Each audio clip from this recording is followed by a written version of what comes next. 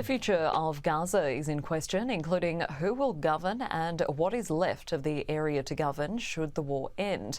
After 15 months of destruction, Tom Cheshire examines the current situation in the region.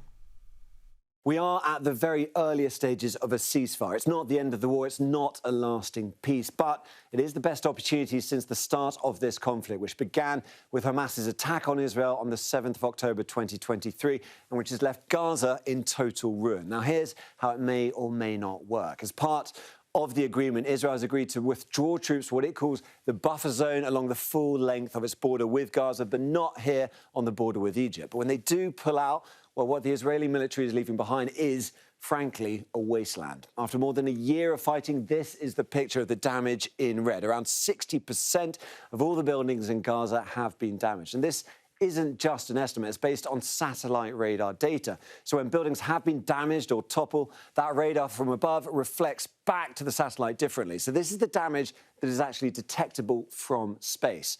But the situation for the homes that people might hope to return to is even worse. 93% of those have been damaged or destroyed. Now, to give you some idea of the change, we can look at satellite imagery. This is northern Gaza, in an area called Beit Lahir, from October 2023. Now, over a year later, you can see this area has been completely destroyed. A green neighbourhood turned to sand and rubble.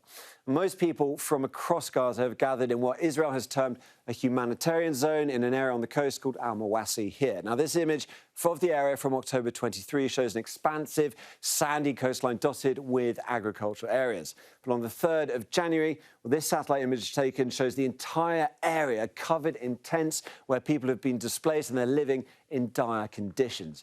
In total, you get 1 million people over here living in this orange zone. It's a narrow strip, 7 miles long, less than a mile wide.